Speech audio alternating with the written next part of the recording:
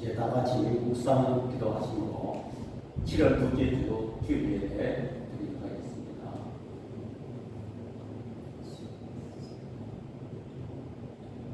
우리의 연약함을 고백하고 주께 도움을 요청하기를 소원하는 주의 백성들이 이 시간 주의 전에 찾아나와 하나님 앞에 예배를 드립니다. 이 시간 드려지는 예배가 신령과 진정으로 드려지는 예배가 되게 하여 주시고 예배 중에 임하시는 성령을 통하여 하늘문이 열리는 놀라운 역사 있게 하여 주옵소서. 예수님의 이름으로 기도드립니다. 아멘. 우리 찬송가 38장 1절 하시겠습니다.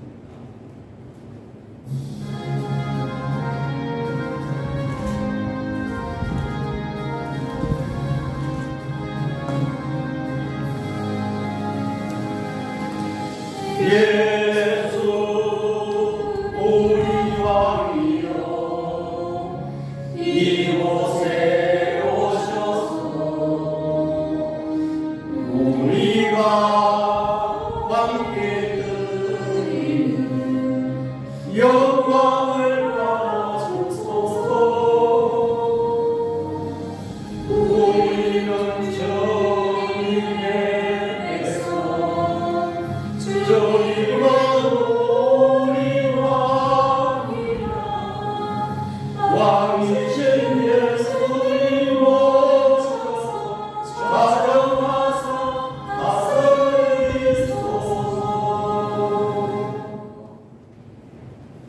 사도신경 고백하겠습니다.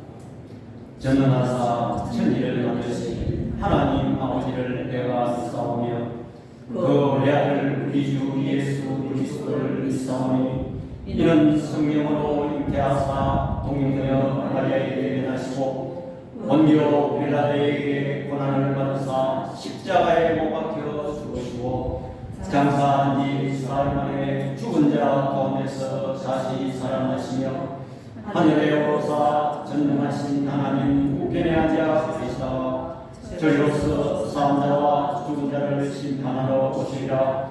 성령을 믿사오며 거룩한 공예와 성도가 서로 교통하는 것과 죄를 사하여 주시는 것과 몸이 다시 사는 것과 영원히 사는 것을 믿사오나이다. 아멘. 교동문 15번입니다. 교동문 15번입니다.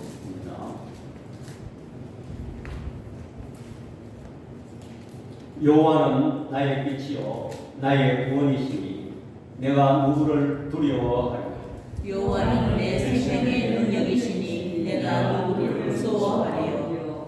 악인들이 내 살을 먹으려고 내게로 왔으나 나의 적들 나의 원수들인 그들은 시족하여 넘어졌도다. 내가 나를 대적하여 진실지라도 내 마음이 두렵지 아니하니요. 저쪽에 일어나 나를 치료할지라도 나는 여전히 태어나리로다. 내가 여호와께 바라는 한 가지 일 그것을 구하리니 온 내가 내 평생에 여호와의 집에 살면서 여호와의 아름다움을 바라보며 그의 성전에서 사모하는 그것이라. 여호와께서 환난 날에 나를 그의 초막 속에 비밀히 지키시고 그의 장막 은밀한 곳에 나를 숨기시며 높은 바위 위에 두시리로다. 이제 내 머리가 나를 둘러싼 내 원수 위에 들리니 내가 그의 장막에서 즐거운 제사를 드리고 노래하며 여호와를 찬송하리로다. 아멘. 바다로 문을 삼고 하늘을 두루마리 삼아도 그 크신 하나님의 사랑 다 기록 못하네. 하나님께서는 천지 만물을 창조하시고 지금도 섭리하고 계시는 우리 아버지 하나님, 우리는 저 하늘의 태양과 달과 별들을 바라보면서 바다에 넘실거리는 큰 물결을 바라보면서 계절을 따라 산천 초목의 옷을 갈아입힘을 보면서 우리는 우리 하나님이 위대하시고 전능하시고 은혜로우시며 질서의 하나님을 찬양합니다. 하나님께서는 우리를 사랑하시되 독생자 예수 그리스도를 이 땅에 보내시사 그가 십자가에 죽으시고 피 흘리심으로 말미암아 우리가 사망에서 영원한 생명을 기림을 주여 이 시간 감사를 드립니다. 그의 공의는 영원하며 그의 구원은 세세토록 있을지어다. 하나님도 이 무더운 폭염 속에 저들을 지켜주시고 안보하여 주셨다가 오늘 이 거룩한 성일에 저들을 하나님 전에 불러주셔서 하나님 앞에 예배를 드리게 된 연예를 주여 이 시간 감사를 드립니다. 저들에게 날마다 일용할 양식을 허락하여 주시고 저들에게 입을 것을 허락하여 주심을 감사합니다. 그러나 저들은 하나님의 말씀을 가까이 하지 못하였고 기도를 기울여야 했습니다. 세상 사람들이 쫓아가는 그 길로 따라갔습니다. 또한 저희들은 사랑할 수 있는 사람은 사랑하였고 사랑할 수 없는 사람은 사랑하지 못하였음을 고백합니다. 너희 죄가 좋은 것일지라도 오라 너와 변론하자는 주의 말씀을 의지하여 이 시간 저들이 주님 앞에 들었습니다. 저들의 허물과 죄를 이 시간에 구주의 십자가 보혈로 다 정케하여 주옵소서. 하나님 뜻과 경륜이 있어서 우리 교회를 개척케 하여 주시고 또한 이곳에 이정케 하심을 감사합니다. 우리 교회가 비록 연약하게 출발했지만 우리가 전혀 예상치 못한 방법으로 우리 하나님께서 우리 교회를 부흥시키시며 인도하실 줄 저들은 믿습니다. 하나님 우리 교회가 이 시대에 건강한 교회로 나가게 하여 주시고 세상 풍조를 따라가지 말게 하여 주시고 오직 하나님의 말씀을 쫓아 나아가는 교회 되게 하여 주옵소서. 그리하여 아버지 하나님 이 시대에 이 지역의 구원의 방주의 역할을 감당하며 이 시대에 아버지 하나님 크게 쓰임받는 교회로 나갈 수 있도록 우리 하나님 은혜 베풀어 주시옵소서. 하나님도 우리 나라를 위해서 기도합니다. 이 나라가 과거에 하나님께서 세세한 부분까지 섭리하셔서 이렇게 자유민주 국가를 세우게 하여 주시고 또한 그 결과로 인해서 우리나라가 경제 대국이 되고 군사 대국이 되었습니다. 그러나 아버지 하나님 백성들이 이제 와서 하나님의 은혜를 잊어버리고 이념과 사상 문제로 서로 대립하고 갈등하고 있습니다. 하나님께서 이 백성들을 불쌍히 보시고 다시 한번 이 나라가 하나님의 은혜를 깨닫고 믿음의 국가로 발돋움할 수 있도록 우리 하나님 은혜 베풀어 주시옵소서.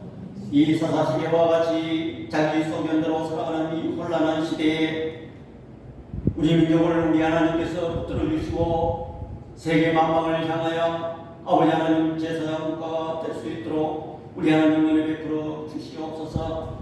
하나님도 이 시간 소수의 무리가 하나님 앞에 예배될지라도 조금도 소홀함이 없게 해주시고 주의 성령께서 임재하시사 저들의 각자의 심령을 어루만져 주시고 예배 중에 아버지 하나님 질병이 떠나가게 하여 주시옵소서.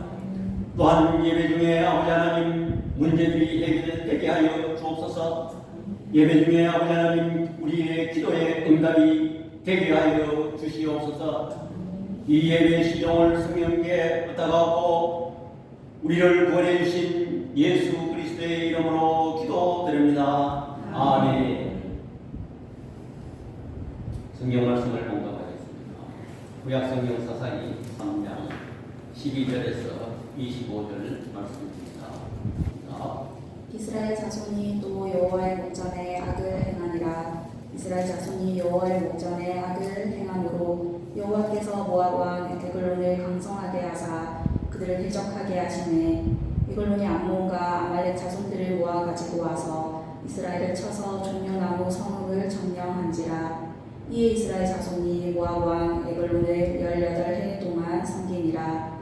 이스라엘 자손이 여호와께 부르짖으매 여호와께서 그들을 위하여 한 구원자를 세우셨으니 그는 곧 베냐민 사람 게라의 아들 왼손잡이 에웃이라. 이스라엘 자손이 그를 통하여 모압 왕 에글론에게 공물을 바칠 때 에웃이 길이가 한 규빗 되는 좌우의 날성 칼을 만들어 그의 오른쪽 허벅지 옷 속에 차고 곡물을 모압 왕 에글론에게 바쳤는데 에글론은 매우 비둔한 자였더라. 에훗이 곡물 바치기를 마친 후에 곡물을 메고 온 자들을 보내고 자기는 길갈 근처 돌 뜨는 곳에서부터 돌아와서 이르되 왕이여 내가 은밀한 일을 왕에게 아뢰려 하나이다 하니 왕이 명령하여 조용히 하라 하매 모셔선 자들이 다 물러간지라. 에훗이 그에게로 들어가니 왕은 서늘한 다락방에 홀로 앉아 있는 중이라.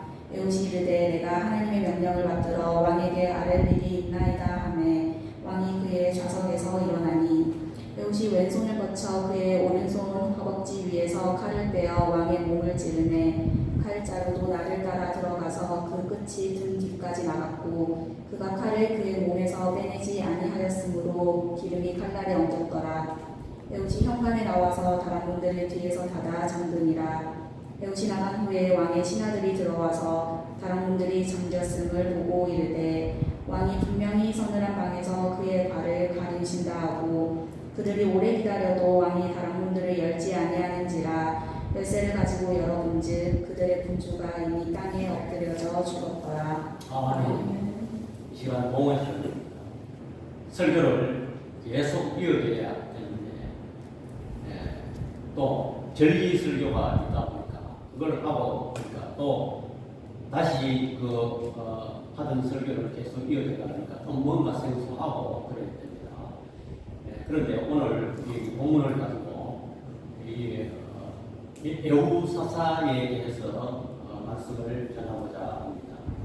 그런데 이스라엘의 초대 사사인 온니엘에 관한 설교는 제가 뒤져보니까 전에 한번 했어요. 그래서 이제 그걸 이어서 에후사사에 대해서 오늘 말씀을 전하려고 합니다. 이 사사기서 하면 우리가 그냥 여호수아 사후에 이스라엘 백성들이 왕이 없으므로 그 악을 행하고 또한 그들이 악을 행한 그 죄가로 하나님이 그들을 대적을 세우셨습니다. 그렇게 해서 괴롭혀서 그들이 고통 속에 하나님께 부르짖습니다. 부르짖을 때에 하나님께서 구원자 사사를 세워서 일시적이나마 그 평화를 유지하는 그런 모습을 볼 수 있습니다. 그런데 그 평화스러운 모습이 또 끝나면 그들이 악을 계속 반복하여 저질렀다는 것입니다. 또 악을 사사기의 말씀을 보니까 악을 그 조상들보다 더 악을 더 많이 행했다. 그러면 악이 자꾸 더 깊어졌다. 그리고 또 사사기 마지막 부분에 보면 왕이 없으므로 자기 소견대로 살아갔다는 것입니다. 어찌 보면 이 사사 시대가 오늘날 이 시대와 비슷한 지금 요즘 우리나라의 정치 지도자 옛날 같으면 왕 요즘은 대통령이에요. 또 그 밑에 장관들 이런 사람들 없는 데는 막 이름 부르면서 정치도 부르지 않습니다. 이건 자기가 생각하는 그런 지도자는 마음속에 없는 것입니다. 교계도 마찬가지입니다. 교계도 전에는 우리 선배 목사님들은 스님 목사님들 또 이렇게 있으면 존경하고 또 그 말씀에 따르고 지시지만은 요즘은 또 그렇지 않습니다. 또 요즘은 또 젊은이들은 이 포스트 모더니즘의 시대라 이래서 자기가 최고다. 다시 말해서 내 생각이 옳다. 그래서 지금 부모 말이나 또한 인력이 많은 이런 사람들의 어른들의 말을 전혀 듣지를 않습니다. 바로 이 시대가 바로 사사 시대와 비슷하다는 것을 우리는 깨달아야 되는 것입니다. 그러므로 이 사사 시대에 그 비춰주는 큰 목적, 그러면 사사 시대는 무엇을 성경이 말하고자 하는가를 우리는 생각해 보아야 됩니다. 그러면 계속 악을 범하고 또 그들이 또 구원자 사사를 세워서 위기를 모면하고 또 악을 하고 이런 반복된 사이클을 계속 유지하는데 그 하나님께서는 왜 이렇게 하셨을까? 구원자 사사는 완전한 구원자가 아니라. 그렇다면 앞으로 오실 이 메시아, 이 예수 그리스도만이 진정한 우리의 왕이라는 것을 여러분들 믿으시기 바랍니다. 다른 구원자는 임시적이고 완전한 구원자가 아닌 것입니다. 그것을 성경이 설명하고자 하고 있는 것입니다. 그렇다면 사사는 예수 그리스도의 일부분, 그래서 다시 말해서 이 사사들의 이 퍼즐들이 모여서 완전한 우리의 구원자 되신 예수 그리스도의 모형이라고 보면 되겠습니다. 먼저 우리가 환경적 배경과 시대적 배경을 보면 이 사사시대는 모세가 이스라엘 백성들을 구원하고 여호수아를 통해서 가나안 땅에 들어왔습니다. 그런데 여호수아 사후에 뚜렷한 지도자가 없었습니다. 그래서 그들이 자기 멋대로 생각하고 자기 멋대로 행동하다가 이런 죄를 범했습니다. 그러면 그들이 어떤 악을 행했다는 것입니까? 그들은 하나님만 섬겨야 되는데 그들 지역의 신인 바알신을 씁니다. 바알신이 뭡니까? 바알신은 비를 내리는 신입니다. 그래서 그 바알신에게 제사를 드리고 거기에 경배하는 비를 내린다는 그런 전설이 있습니다. 그러므로 이 유대인들이 가나안 땅에 들어와서 뭐합니까? 농사 짓고 목축을 합니다. 그럼 비가 절대적으로 필요해요.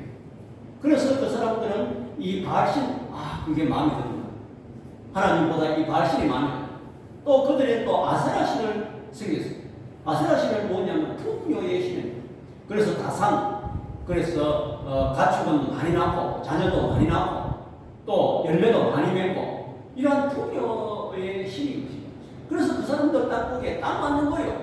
왜냐하면 비를 내리고 자기의 가축들이 번성하고 자녀들이 번성하니까 딱 맞는 신입니다. 이런 신이 어딨나? 이렇게 하면서 그들이 이런 바알신과 아세라신을 섬겼다는 것입니다. 오늘 본문 읽었는 사사기 3장 12절에서 14절 보니까 12절 보니까 이스라엘 자손이 또 여호와의 목전에 악을 행하니라 그랬습니다. 또라는 말이 굉장히 중요합니다. 왜냐하면 그들이 그 전에도 이런 일을 했다는 것입니다.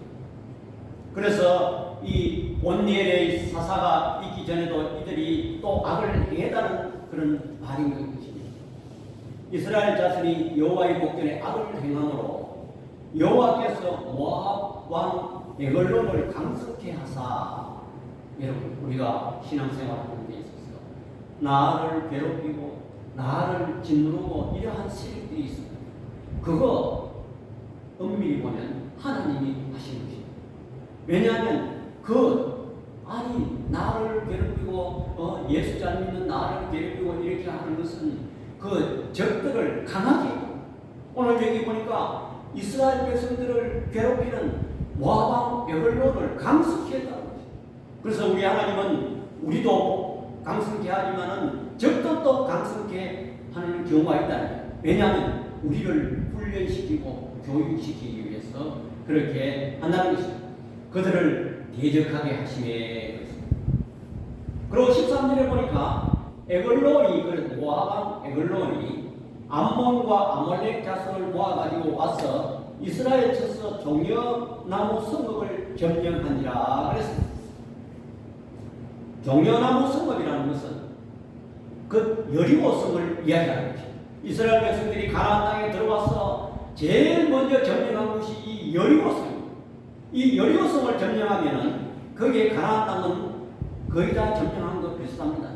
그래서 그들이 다시 여리고성을 점령했다는 것입니다. 그 여리고성에는 누가 살고 있는 땅을 누가 배분받았냐면 베냐민 지파가 거기에 배분받은 땅인 것입니다. 그래서 14절에 보니까 이스라엘 자손이 모압 왕 에글론을 18해 동안 승리니라 그랬습니다. 다시 말해서 그들이 침략자로부터 18년 동안 그들이 종살이 했다는 것입니다. 우리가 일제 36년 동안 일제 치하에 식민지 역할을 하듯이도 그들도 역시 18일 동안 섬겼다는 것입니다. 우리는 이 사실에 주목해야 되는데 온니엘이 사사로에 있을 때에 메소포타미아 왕 부산 나사다임에게 8년을 지배받았는 것입니다. 또 8년을 지배받았는데 이번에는 악이 더해져서 18해 동안 지배를 받았다는 것입니다. 자, 그런데 오늘 여기 본문에서 하나님께서는 전혀 예상치 못한 일을 하셨는데 어떤 예상치 못한 일을 하셨는가를 우리는 살펴보려고 합니다. 첫 번째로 예상치 못한 왼손잡이 에웃을 사사로 세웠습니다. 3장 15절에 우리 다같이 읽어보겠습니다. 이스라엘 자손이 여호와께 부르기 전에 여호와께서 그들을 위하여 한 구원자를 세우셨으니 그는 곧 베냐민 사람 게라의 아들 왼손잡이 에웃이라. 이스라엘 자손이 그를 통하여 모압 헤블론에게 공물을 바칠 때에 그랬습니다. 그들을 위하여 한 구원자를 세웠는데 그는 누구냐? 베냐민 사람 게라의 아들 왼손잡이 에웃이라 그랬습니다. 이 고대 사회에서는 이 왼손잡이는 별로 인정을 하지 않습니다. 뭐 우리나라에도 왼손을 쓰는 사람이 들어있어요. 있는데 거의 다 보편적으로 오른손을 다 씁니다. 그런데 이 고대 사회에서는 이 주류 왼손잡이는 병신 취급을, 장애인 취급을 받아서 주류 사회에 끼지 못하고 병신 천대를 받습니다. 왼손은 부정한 소리다, 기분 나쁜 소리다, 이렇게 사람들이 말하고 있는 것입니다. 특별히 오른손은 이 영어로 말하면 라이트입니다. 옳다, 라이트가 뭡니까? 옳다, 옳은 소리라, 바른 소리라. 우리 한국도 이 왼손 쓰는 사람을 좀 무시하지만 중동 사회는 더 심합니다. 이 왼손잡이에게는 식탁도 같이 하지 못하고 바닥에 앉아서 먹어야 된다는 그런 관습이 있다. 에웃은 가족과 식탁에도 동참하지 못하고 부정한 손을 가지고 있습니다. 누구한테 물건을 줄 때도 왼손은 부정한 손으로 만약에 주었다. 그러면 큰일 납니다. 받지도 않습니다. 부정한 손은 장애인이며 오른손 장애는 저주받은 손이다. 이렇게 이제 사회 관습에 그렇게 통합니다. 그런데 묘하게도 성경에도 보면 오른손을 인정합니다. 출애굽기 15장에 주의 오른손이 권능으로 영광을 나타내시어. 성경에 보면 주의 왼손이 가는 말이 거의 없습니다. 또 신명기 33장에 보니까 여호와께서 그 오른손에는 불같은 율법이 있도다. 이사야 41장에 보면 참으로 나의 어려운 오른손으로 너를 붙들리라. 마태복음 25장에 보면 양은 그 오른편에 염소는 왼편에 두리라. 또 에베소 1장에 보니까 하늘에서 자기의 오른편에 앉히사. 우리 예수님께서 십자가에 죽으시고 부활하심으로 하나님 부활성체는 하나님 우편에 앉아서 하나님 좌편에 앉아서 앉아서 이처럼 우리 성경에도 오른편을 굉장히 중요시 여깁니다. 그러나 하나님은 그 왼편인 왼쪽 손을 쓴 이 에웃을 구원자로 세웠습니다. 고린도전서 1장 27절에 보니까 그러나 하나님께서 세상에 미련한 것들을 택하사 지혜 있는 자들을 부끄럽게 하려 하시고 세상에 약한 것들을 택하사 강한 것들을 부끄럽게 하려 하시며 그랬습니다. 미련한 것이 누굽니까? 어떤 사람? 세상 사람들이 볼 때 예수 믿는 사람들은 미련한 사람으로 취급합니다. 왜냐하면 아니 교회에 나가는 지나 안 나가는 내나 오히려 내가 더 잘 사는데, 그 미련하게 교회 나가서 헌금하고 일요일날 놀러도 못 가고 예배드리고 또 우리 예수 믿는 사람들은 얼마나 제약이 많습니까? 술을 먹을 수 있습니까? 담배를 피울 수 있습니까? 또 뭐 어떤 그런 오락적인 행위를 할 수 있습니까? 또 말을 또 이거 제어해야 되고 우리 믿는 사람이 말을 함부로 해서는 또 안 되지 않습니까? 또 불신자가 어떠한 대적하게 되면 거기에 못 갔습니다. 우리는 예수 이름 때문에 져야 돼요. 예수 이름 때문에 그 사람 욕한다고 해서 내가 욕하면 그거 됩니까? 그래서 우리는 어찌 보면 세상에 미련한 것들을 택하사 지혜 있는 자들을 부끄럽게 하신다고 말했습니다. 또 세상에 약한 것들을 택하사 강한 것들을 부끄럽게 하려 하신다고 그랬습니다. 어찌 보면 우리는 세상에서 약한 자입니다. 그런데 오늘 여기 묘하게도 이 베냐민 지파는 그 베냐민이라는 뜻은 무엇인가 하니까 내 오른팔의 아들이라는 그런 뜻이 있습니다. 이 말은 어디서 나왔냐면 이 야곱의 그 사랑하는 아내 나엘이 상고로 인해서 요셉을 낳고 그 베냐민을 낳고는 난산으로 인해서 이 나엘이 죽습니다. 죽을 때 내가 너무 고통스럽게 낳기 때문에 고통의 아들이라 이렇게 베놈이라 이렇게 이름을 지었어요. 그래서 야곱이 그 라헬이 죽고 난 다음에 그 이름이 능파예요. 이렇게 해서 베냐민이라고 지었어요. 베냐민이면 나의 오른팔의 자식들. 이 나엘이 죽을 때 고통의 자식은 고통의 아들이라고 이름을 지었지만 이 야곱이 이름을 바꿨어요. 그래서 뭐냐 베냐민은 내 오른팔의 아들이에요. 여러분 오른팔의 아들은 굉장한 아들입니다. 거기에 오른팔의 아들은 상속을 말하는 것이고 그 인정하는 그런 말인 것입니다.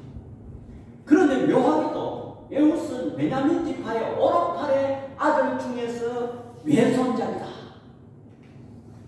여러분 이거 왜이세요? 그래서 오늘 본문에 그 히브리어로 원어로 보니까 이테로 아드 에미로라는 말을 쓰는데 오른 우리 개혁 성경에 이 왼손잡이로 번역했지만은 오른손이 묶여 있는 사람. 그래서 이 말을 다시 얘기하면 태어날 때부터 이 선천적으로 오른팔을 못 쓰는 사람. 이렇게 해석할 수도 있습니다. 그런데 여기서 성경학자들이나 설교자들이 두 부류로 지금 나눠져 있습니다. 아까 제가 서두에 말한 것은 이 왼손잡이는 오른팔을 못 쓰는 장애인으로 묘사했지만 이 두 번째 주장자들은 어떠냐면 오히려 에웃은 능력자다. 사사기 20장에 보면 왼손잡이라는 말이 또 한 번 나오는데 15절에서 16절 보니까 그때에 그 성읍으로부터 나온 베냐민 자손의 수는 칼을 빼는 자가 모두 26,000명이요. 그 외에 기브아 주민 중 택한 자가 700명인데 이 모든 백성 중에 택한 700명은 다 왼손잡이라. 물매로 돌을 던지면 조금도 틀림이 없는 자들. 여기에 이 베냐민 지파 기브아 족속 중에 여기 왼손잡이는 700명이 딱 있는데 이들은 훈련된 사람인데 물맷대로 딱 던지면 조금도 틀림이 없는 그런 자들. 자, 여기에 이 말을 또 주장하고 또 왼손잡이는 70인역이 있습니다. 70인역은 우리 목사님은 잘 아시겠지만 이 유대 랍비들이 이 구약 성경, 히브리어 성경은 너무 어려우니까 헬라어로 번역한 것이 이 70인역입니다. 그래서 랍비 72명이 여기 이제 성경 번역을 하는 것입니다. 그런데 일명 센토아졌더라고 하네요. 여기에 보면 번역을 이 왼손잡이를 어떻게 해놨냐면 아포테로 텍시오스라. 다시 말해서 왼손도 쓸 수 있는 사람. 자, 이게 무슨 말입니까? 그러면 보통 사람은 다 오른손으로 치는데 왼손도 쓸 수 있는 사람. 그건 의문의 능력자입니다. 그래서 우리 축구 선수도 보면 오른발을 전부 가지고 사용하니까 그런데 이 은퇴한 박지성 선수나 손흥민 선수는 양발을 다 사용하는 거예요. 그래서 이 손흥민 선수가 골 이거 분석을 다 해보니까 절반이 왼발로 전부 차가더라고요. 그래서 다 오른팔을 쓰는데 왼팔 쓰는 사람은 오히려 오른팔도 쓰고 왼팔도 쓰는 양손잡이일 것이다. 이렇게 오히려 능력자로 그렇게 주장할 수가 있는 것입니다. 예를 들어서 뭐 탁구를 치거나 또 배드민턴, 목사님 배드민턴 치시는데 상대가 왼손잡이다. 한번 상상을 한번 해보시죠. 나는 오른손에 라켓을 치고 있는데 상대가 왼손잡이다. 판판이 깁니다. 어디로 따라올지 딱 오른손에 한번 익숙해져가지고 오른손 치는 사람 딱 이거 저는 배드민턴 칠지 모르지만 딱 상대가 하면 어떻게 라켓을 하면 딱 직감하고 딱딱 받아칩니다. 근데 왼손잡이다. 전혀 예측 못해요. 전혀 예측 못해요. 이런 경우를 얘기합니다.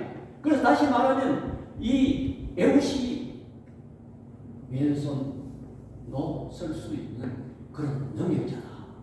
자, 그렇다면 저는 이 두 가지를 한번 종합해 볼 때, 자, 오른손을 가진 사람이 오른손 제비가 왼손도 쓸 수 있도록 만들려면 이 오른손을 항상 묶어놔요. 그러면 왼손 가지고 얼마나 노력하고 해야만이 이 오른손 쓸 수 있는 만큼 써요. 예를 들어서 영어를 하는 사람이 외국에 가서 영어 배우라고 보냈더만 아이고 그 교포들이 많아가지고 참 우리말만 해. 그러면 막 영어는 뒷절이고 우리말만 해. 그 사람은 10년 20년 있어봐야 영어 못합니다. 그래서 외국에 어떤 분들은 뭐 30년 있으니 이래가 우리 한국에 나와서 만나보면 영어 못합니다. 이 영어를 제대로 하면 우리말을 입을 묶어야 돼. 묶고 안 되는 골치 아픈 영어를 계속 해. 자, 그렇다면은 우리 여기 영어하고 그냥 유형이 있는데 우리말이 보편적이라면 영어도 할 수 있다는 것은 이건 능력자예요. 다시 말해서 우리말도 하고 영어도 하고. 그러나 이러한 과정이 있기 위해는 자기의 입을 묶고 자기의 팔을 묶었다는 거죠. 이것은 저는 이 말씀을 준비하면서 주석에도 나오지 않아 저는 저 나름대로 생각해요. 야, 이게 무슨 뜻이야? 우리 성도들은 이 왼손잡이 능력이 없구나. 우리는 오른팔을 묶어놓았어. 왜냐하면 세상 사람들이 다 가는 그 길로 우리는 가지 않고 우리는 구별된 삶을 살아요. 세상이 좋아하는 대로 우리는 가서도 안 되고 우리는 가지 않습니다. 제약이 얼마나 많습니다.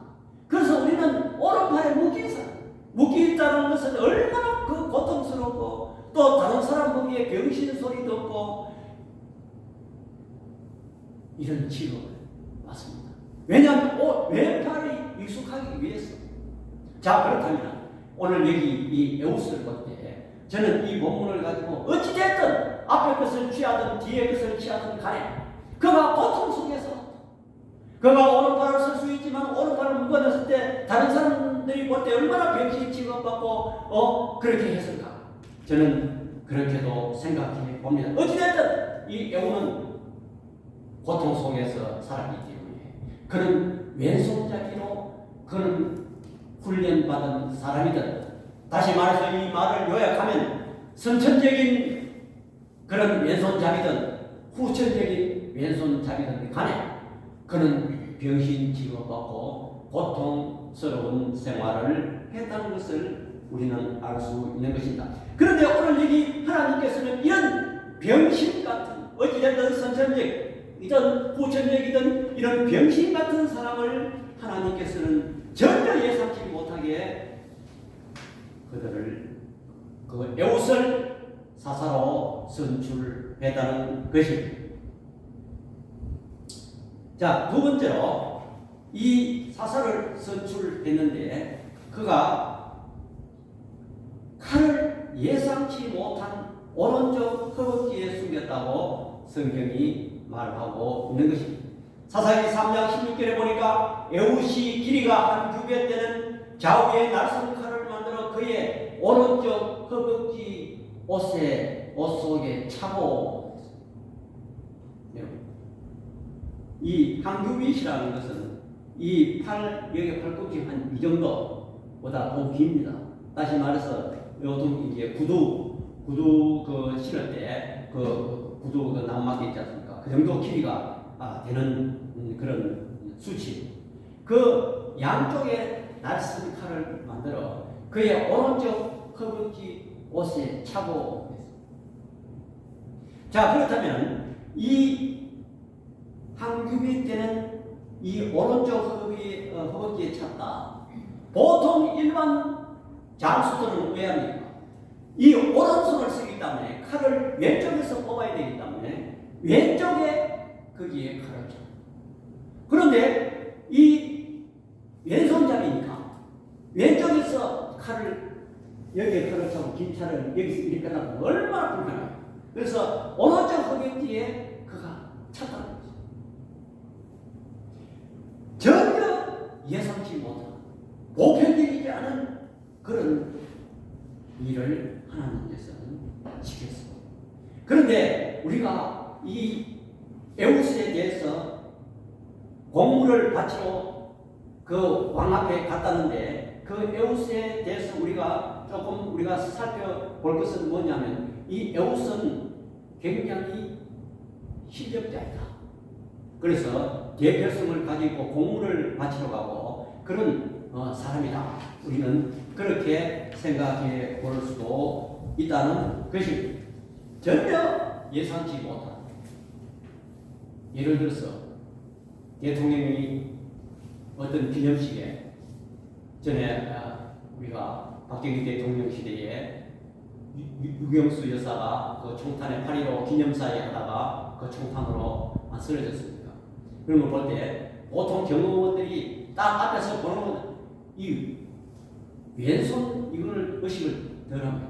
오른손이 뭐 움직였다. 경호원들이 대만 딱 제기를 하고 이 눈이 막 팍 나갑니다.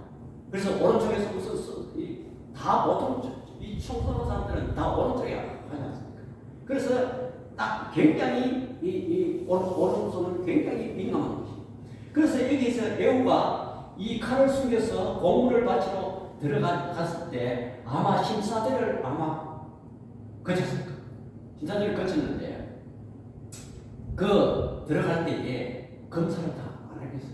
한때 보통 그 검사원들이 보통 칼은 왼쪽에 차는가. 그래서 뭐 물론 양쪽에 다 했을 수도 있지만 보편적으로 다 칼을 왼쪽에 차게 하니까 전부 왼쪽에만 이렇게 검사를 아마 했을 거예요. 그래서 그 심사대를 또 통과하고 그가 또 왼손잡이니까 오른손에 어떤 장애인 뭐 표시를 안 하겠습니까? 오른손은 뭐 이래가 갔다든지 그러니까 지금 병신이 설마 왕을 해치겠나 이렇게 하면서 아마 검사도 아주 소홀히 통과를 해주시고 그래서 이러한 그런 전혀 생각지 못한 그러한 일을 시켰던 것입니다. 그 다음에 세 번째로 또 이 왕을 시해하는 이 장소가 예상치 못한 장소에서 일어났습니다. 사사기 3장 20절에 보니까 에웃이 그에게로 들어가니 왕은 서늘한 다락방에 홀로 앉아 있는 중이야. 에웃이 이르되 내가 하나님의 명령을 받들어 왕에게 아뢰 일이 있나이다. 그래서 이제 공물을 바치고 그 얘기는 이제 같이 따라온 수행원들은 다 길갈에서 돌려보내고 자기 혼자 그 왕에게 다시 찾아갑니다. 그래서 어떤 얘기를 하느냐면 왕이 내가 긴밀한 하나님께로부터가 긴밀한 얘기가 있는데 내가 전화를 왔다. 그래서 그 왕이 귀가 속게 한 거예요. 왜냐하면 긴밀한 얘기가 있어서 왔다 하니까 그건 다른 사람이 들으면 안 되는 것 같다 싶어서 거기에 주위에 있는 그 왕의 신하들을 다 물리치고 왕이 혼자 서늘한 다락방에 그 중동 지역에 아마 되게 날씨가 요즘 좀 이렇게 더운 날씨인 것 같아요. 그래서 왕은 서늘한 돌로 만든 어떤 그런 굴 속에 그게 혼자 피서경 그렇게 쉬고 있는 곳입니다. 또 성경은 말하기를 왕이 아주 비둔한 자라, 다시 말해서 살이 쪄가지고 뚱뚱한 그런 비만한 자로 성경이 표현하고 있습니다. 그래서 서늘한 다락방에 왕이 혼자 들어가서 아무도 예상치 못한 그런 장소에 들어갔습니다. 그래서 왕에게 들어가서 내가 하나님께로부터 받은 그런 일을 얘기하겠다 하니까 이 사람이 이제는 하나님부터 어떤 계신가 싶어서 그가 일어나려고 할 때 몸이 비대해서 아마 뭐 이렇게 막 땅에 짚고 뭐 얘가 시선을 흐리면서 아마 일어 안 낫겠습니까? 몸이 뭐 날렵한 사람도 아니고. 그렇게 하는 동안에 이 에웃이 냉수처럼 칼을 왼손으로 오른쪽에 뽑아서 그 왕을 찔렀습니다. 그래서 그 왕이 죽고 칼을 성경에 보니까 뽑지 아니하고 그대로 두고 늦게 안에서 문을 걸어 잠그고 바깥에 저게 서서히 도망해서 나왔습니다. 그 도망해서 나와서 사사기 3장 26절에서 30절 보니까 결과가 어떻게 되냐면 그들이 기다리는 동안에 에웃이 피하여 돌드는 곳을 지나 스하로 도망하니라. 그가 이르되 에브라임 산지에서 나팔을 부르매 이스라엘 자손이 산지에서 그를 따라 내려오니 에웃이 앞서가며 그들에게 이르되 나를 따르라. 여호와께서 너희 원수들인 모압을 너희 손에 넘겨 주셨느니라 하며 우리가 에웃을 따라 내려가 모압 맞은편 요단강 나루를 장악하여 한 사람도 건너지 못하게 하여 그때에 모압 사람 10,000명을 죽였으니 모두 장사요 모두 용사라 한 사람도 도망하지 못하였더라 그랬습니다. 다시 말해서 여리고 성을 점령하는 요단강을 건너야 그래서 모압 부사들이 이제 왕이 죽었다는 소식을 전부 도망가려고 하는데 거기에 요단강 길목에서 딱 장악해서 거기에서 이 모압 사람을 10,000명이나 죽였다 그렇게 했습니다. 그런데 30절에 보니까 그날에 모압이 이스라엘 수하에 굴복하며 그 땅이 80년 동안 평온하였더라 그랬습니다. 온내일이 40년 동안 평안했지만 배로 80년 동안 평온하였더라 그랬습니다. 오늘 우리는 이 말씀을 보면서 우리 하나님 우리의 생각하고 다릅니다. 전혀 예상치 못한 일을 하시고 또 이 에웃과 같이 세상 사람들이 전부 보편적인 생각에서 보는 이 왼손잡이를 통해서 우리 하나님께서는 역할에 어마어마한 일을 하셨습니다. 저와 여러분들 앞에 우리가 해결하지 못하는 그런 어마어마한 문제들이 있습니까? 우리가 여호와 앞에 이스라엘 백성들이 부르짖을 때 우리가 흔히들 생각하기 쉽습니다. 나는 이제 나이가 많았어. 주의. 또 건강치 못했어. 재력이 없었어. 내가 지식이 부족했어. 이러한 결정을 다 갖고 있을 것입니다. 그러나 그 결정은 오히려 하나님 앞에서는 할렐루야. 여호와 잘나서 능력이 많아서 이러한 훌륭한 역사를 이룬 것이 아닙니다. 철저하게 이 예후도 보면 철저하게 준비된 것입니다. 그가 오른손이 묶였다는 것은 선천적이든 후천적이든 고통 희생이 따랐고 인내가 따른 것입니다. 많은 훈련이 필요했어요. 우리는 우리의 환경 속에 최선을 다하고 훈련만 한다면 하나님의 때에 전혀 예상치 못한다. 저는 우리 교회를 생각해 보았습니다. 우리 교회가 지금 비록 연약하지만 우리 하나님께서 우리의 기도를 들으시고 우리의 현재 처해진 환경 속에 최선을 이 에웃같이 노력한다면 우리 하나님께서 전혀 예상치 못한다. 우리 교회를 들어서실 줄 믿습니다. 저와 여러분도 이러한 어려운 환경에 처해 있습니까? 우리의 결정을 이 에웃처럼 자기의 강함을 드러내지 아니하고 자기의 약함을 하나님께 온전히 맡길 때 우리 하나님께서 예물을 들어 쓰신 것 같이 우리도 들어 쓰신다는 것을 믿으시고 현재 처해 있는 환경에서 우리는 조금 더 낙심하지 말고 오직 하나님의 말씀만 믿고 나아가시는 저와 여러분들 다 되시기를 축원합니다. 기도하겠습니다.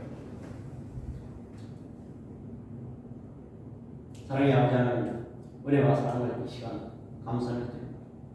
우리는 이 여우와 같이 결점이 많은 저들, 그러나 우리가 온전히 하나님께 맡기고 나아갈 때 하나님께서 오른팔이 되어주시고 우리의 약한 부분에 오른팔이 되어주셔서 우리가 전혀 예상하지 못한 방법, 전혀 예상하지 못한 시기, 전혀 예상하지 못한 승리를 저희들은 이룰 줄 믿습니다. 오직 하나님의 말씀만 믿고 나아가는 저들 되게 하여 주옵소서. 오늘도 아버지 하나님 성광교회에 중요한 공동의회가 있습니다. 이 일을 위해 우리 하나님 간섭하여 주시고 아버지 하나님 성광교회가 하나님 앞에 영광 돌릴 수 있는 일만 나타날 수 있도록 우리 하나님께서 역사하여 주옵소서. 예수님의 이름으로 기도드립니다. 아멘. 계속해서 기도를 해서 기도해 주시기 바랍니다.